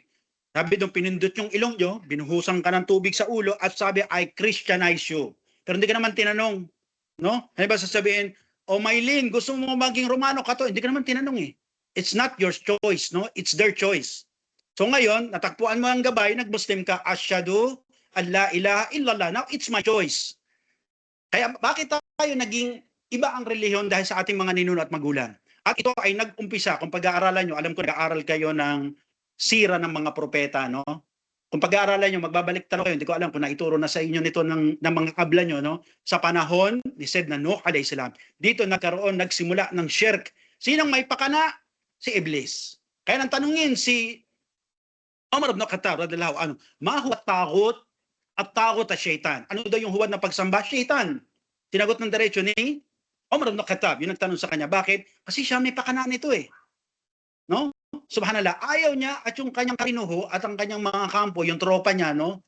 Yung mga kapraternity niya, ayaw niya na sila lang itatapon ni Allah sa Jahannam. So gusto nila lang magsama. So nag-umpisa sila saan? Sa panahon ni Sayyidina Nuh alayhi salam. Iniligaw ang mga tao. Anong ginagawa nito ni Iblis na isinumpa? Iblis ar-rajim, no? Iblis ar-rajim, 100 times ar-rajim, ar-rajim. Ito sinumpa na to. Nagpakita siya sa panahon ng ng mga anak, o sinabi natin yung mga anak-anakan ni Sayyidina Nuh o Propeta Nuh alayhi salam, nagpakita siya na itsurang relyoso at mabait na tao. Doon siya gumapang eh, no? Doon nag-umpisa yung pagkakaligaw-ligaw ng mga tao. At ito ang dahilan kung pag-aaralan nyo rin sa akida, no? Yung imanu bir rusul. Bakit patuloy na nagpapadala ng propeta ang propeta Muhammad ang nagpapadala ng aklat si Allah Subhanahu wa Ta'ala sa mga propeta hanggang sa propeta Muhammad sallallahu alaihi wasallam. At bakit patuloy nagpapadala ng aklat hanggang sa kahuli-huli ang aklat ang Quran si Allah Subhanahu wa Ta'ala? Dahil ang mga tao ay patuloy naliligaw at dahil sa kanyang rahma, no? Pagmamahal ni Allah Subhanahu wa Ta'ala at kanyang awa sa atin, nagpapadala siya ng propeta para muli tayong ibalik sa siratal mustaqim. Nagpapadala ng aklat para tayo ibalik sa siratal mustaqim. No? Iisa naman talaga ang reliyon. Yun nga lang, sabi nga natin, ayaw kasi sila lang ang nari Jahannam, gusto nilang magsama at magdamay, nasa sa atin na yung kung magpapadamay tayo. May sarili tayong choice. Binigyan tayo ng pinagkalooban tayo ni Allah Subhanahu wa Ta'ala ng basar, no, sam'a wal af'ida, no? Pinagkalooban tayo ni Allah ng pag-iisip, ng utak, ng mata, ng tenga. Para sa anong dahilan? La'allakum tashkurun. Para matuto tayo magpasalamat. At ang paraan ng pagpasalamat kay Allah ay sambahin si Allah ng tama. I hope nasagot natin yung tanong ni Sister Maylin. Barakallahu fiik. Jazakallahu khairan Abul At Ustad. Thank you. Thank you po.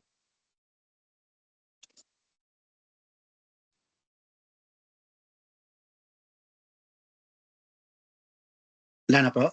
Ito, Iman?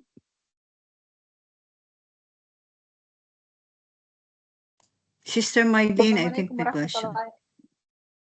Ako, Iblan. Yes, Ilham. Assalamualaikum warahmatullahi wabarakatuh. Actually, Yeah. question to na isang Sister Ustad. So, lahat pinagkaluban ng Allah ng Rahma. So, bakit yung mga taong kagaya ngayon yung mga scientists? So, ano po ang mga walang puso, mga walang kaluluwa? Sila ba ay hindi pinagkaluban ng kahit katiting na rahma ng Allah? Okay. Bismillah, alhamdulillah, salatu ala rasulullah. Sabihin natin na walang kaluluwa, may kaluluwa sila. Kasi buhay pa sila, no? Hindi pa sila binubunutan ng kaluluwa. Meron silang kaluluwa. Ito mga sabi natin ng mga walang puso, katitigas ng puso, di ba? Una pa man, binanggit na yun ni Allah sa Quran, di ba? Ng panahon pa ni Musa alayhi salam. Kaswat kulubuhum, no? Na talagang matitigas at malabato, no? Ang kanilang puso. At sabi ni Allah subhanahu wa ta'ala, mas mabuti pang araw ang bato. Kasi kapag inagusan ng tubig, ay nauuka ang bato. Pero sila yung puso nila, hindi. Ngayon, ano bang dahilan? No? Kasi ito ay bagay na tinalakay natin patungkol sa paksain ng pag-uutos ng mabuti, pagbabawal ng masama, at saka yung tinatawag natin yung paksain na patungkol sa nasaan ang gabay. Sabi natin, saan ba natin ilalagay, ibubutang tong mga tao na to na walang ibang ginawa kundi nakatira na nga sa tent, babagsakan pa ng bomba, kukolekta ng pagkain, babarilin, no? Bakit ba sila ganon? Sabi nga natin, hindi ba batid ni Allah yung mga pinaggagawang kasamaan na ginagawa ng mga taong to? So sabi natin, no, baka hindi natin nakikita yung full picture. Di ba? Yung full picture. Sabi nga natin, kung matututunan natin ang bagay na ito, makinig yun ng tanong, no? Sasabihin nyo, mas maiinggit kayo sa mga tao sa Gaza. Imbes na awa, maiinggit kayo. Ano sabi ni Allah subhanahu wa ta'ala sa aya? Pakinggan nyo, no? Subhanallah. Sabi ni Allah subhanahu wa ta'ala, La tasabal ladina kutilu fi sabilillahi amwata, bal ahya inda rabbihim yurzaqun. Ano sabi ni Allah subhanahu wa ta'ala? Wag na wag niyong aakalain, wag kayong mag-aakala, na ang mga taong napatay dahil kay Allah ay tunay ngang mga patay, bagkus sila'y buhay na kay Allah nabibiyayaan. So sila, yung mga nabagsakan ng bomba, nabaril, nadurog, natabunan ng bundok, natabunan ng rubble ng building dahil binagsakan ng tonel-toneladang bomba, alam nyo, alam nila, alam natin kung nasaan sila. Sila ay nasa piling ni Allah. Ikaw buhay ka pa, tumatakbo ka pa sa marathon. Alam mo ba kung ang tungo mo ay sa piling ni Allah? Sa picture na ito, makikita nyo kung gaano sila kinahabagan ni Allah subhanahu wa ta'ala at paano sila pinagpala.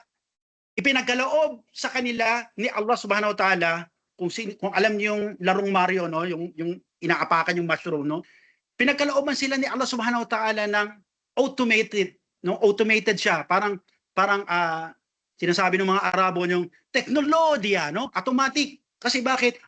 Pinadali ni Allah subhanahu wa ta'ala, medyo mahapdi, no, mabigat yung kanilang pag-exit sa mundo, pero napakadali. Ano ang sabi ni Allah subhanahu? Huwag niyong aakalain na sila'y patay, bagkos sila'y buhay, at na kay Allah nabibiyayaan. Ikaw, buhay ka pa ngayon. Gumagalaw ka pa. Alam mo ba na ikay pupunta rin sa piling ni Allah at mababiyaan? Yan ang malaking tanong. So sa kanila, yung tingin natin sa kanila, maaring hindi tama yung lenses na ginagamit natin. Magpalit tayo ng salamin. Dahil ito yung nakalagay sa Quran. At sabi ni Allah subhanahu wa ta'ala, patungkol sa mga malahayop na ugali na ito, no? Na walang ibang ginawa kundi natutuwa pa, nire-rape, pinapatay, no? Ano ba ang sabi ni Allah subhanahu wa ta'ala? Hinahayaan sila, no? Hinahayaan sila na dumami at magkatambak-tambak ang kanilang kasalanan. Ano ang sabi ni Allah subhanahu wa ta'ala? Walahum adabun muhim, no? Subhanallah. Napakasidhi ng kanilang parusa. Napakasaklap ng kanilang parusa. Kaya ito yung tamang lenses na dapat nating isuot, no? Alhamdulillah, pinadali ni Allah para sa kanila ang martyrdom, no? At ngayon na kay Allah sila nabibiyayaan. Ang problemahin natin yung ating sarili. Wa tandur nafsum ma qaddamat lighad wattaqullah. Sabi ni Allah subhanahu wa ta'ala, no? Surah Al-Hasyr. Kung meron tayo tanawin natin yung ating sarili, no? Tignan natin yung ating sarili. Bantayan natin yung ating sarili. Kung ano na ba yung ating nagawa. Handa na ba tayong humarap kay Allah? Sila, subhanallah, nandun na sila sa piling ni Allah subhanahu wa ta'ala. No? I hope nasagot natin yung tanong. Kung sino may nagtanong, barakallahu fiki. Back to you, Sister Eman. Sister Maide, meron ka pang question? Last question ka na. Assalamualaikum. Opo. Ustad, bakit pinangalan ni Allah sa sarili niya na Ar-Rahmanir-Rahim? Salamat po. So ang pinaksakan natin ngayon ay ang Rahma, no? O yung Rahman, Ar-Rahman. So sabi na ni Imam Sa'di rahimahullah na pinangalan ni Allah subhanahu wa ta'ala ang Ar-Rahman, Ar-Rahim sa kanyang sarili pagkatapos niyang tawagin yung kanyang sarili na Rabb, no? Sabi natin bakit? Dahil ito'y papapakita na ang ating Ginodiyos, na ating pinapanginoon. Sabi nga sa Hadith al-Qudsi, nagpasulat siya ng rahma sa kanyang sarili bago palikain at sa ibang ulat pagkatapos likain, no? Bakit? Ano ang bagay ba na pinapakita nito? Na si Allah subhanahu wa ta'ala ay merong kakayahan, merong tinatawag natin na meron siyang energy, no? Na nasa kanya at siya ang may pagmamayari at kumpleto yung kanyang awa. Kung napakinggan nyo kanina, 100 yung awa, isa lang mula doon sa 100, isang awa yung inilagay niya dito sa mundo, kalawakan, pagitan nito, hangin, lahat yun pinaghahatian natin. At dahil sa awa na yun, natututo kayong magmahal sa mga anak nyo. Dahil sa pagmamahal nyo sa anak nyo, minabuti nyo mag-abroad para mapadala, masustentuhan yung kanilang pamumuhay o estilo ng kanilang pamumuhay. Habag yan ni Allah, no? At dahil dito, tinawag ni Allah subhanahu wa ta'ala yung kanyang sarili, Ar-Rahman, dahil siya yung may pag-aari ng awa. At kung hindi dahil sa awa ni Allah, malamang wala rin kayong pakialam sa mga anak nyo. Billah. I hope nasagot natin yung tanong. Syukran, Ustad. Afwan po. Alhamdulillah, wala nang tanong. Naribet. Yes, Ustad, pangalawang tanong ko po, bakit nga, how about po doon sa yung mga hindi sila umaksip ng Islam, tapos namatay sila at hindi sila nakapagbanggit ng la ilaha illallah, at compare naman doon sa isang Muslim, halimbawa po siya ay namatay, tapos hindi na po siya makapagsalita, at siya na po ay Alzheimer na po siya, at yung nag-aalaga po sa kanya ay siya po ang kumbaga sinasabi doon sa, kumbaga ay malapit na siyang lumisan, siya po ang nagsasabi ng la ilaha illallah. Is this acceptable po, Ustad? Makakapasok din po ba siya sa Jannah, inshallah? Alhamdulillah. Yun lang po. Thank you po. Abla, pwede ba yan? Second round question, accepted? Sagutin natin. Nasay, pero I think Maribeth, nasagot na yan ni Dr. Yaya. And we'll see, siguro much better sagutin na lang natin sa GC, inshallah. Kasi over na tayo sa oras eh. Mali siya, Maribeth. Sasagutin na lang ni salamat po. Ustad yung question mo sa sa GC, inshallah. Just sa kalakiran niya, Ustad, Ustad Adnan? and pwede na natin i-close, inshallah. Ustad Adnan? Sige po, bago natin lagutin at isa na ng admin yung MS team ay muli dumadalangin tayo kay Allah subhanahu wa ta'ala na tanggapin niya yung ating maikling oras ng pag-aaral at ibilang niya ito sa ating mga ikhlas na ibada na makikita natin sa kabilang buhay, at gawin din niya itong madali at magaan at kapakipaganabang sa ating lahat ang pagsasabuhay nito. Ganun din sa pagpaparating o pagtuturo nitong ating kalaman na nakuha sa ating pamilya, ganun din sa ating mga kapatid na mga Muslim na hindi nakinig o hindi napakinggan ang pang-aaral na ito. At ibilang niyawa tayo ng Allah subhanahu wa ta'ala sa palagian nagpapasalamat sa Kanya, napihingi ng tawad at nagbabalik loob sa Kanya. Subhanaka Allahumma bihamdik, asyhadu an la ilaha illa anta astaghfiruka wa atubu ilaik. Asyhadu an la ilaha illa anta astaghfiruka wa atubu ilaik. Assalamualaikum warahmatullahi wabarakatuh. Waalaikumsalam warahmatullahi wabarakatuh. Waalaikumsalam.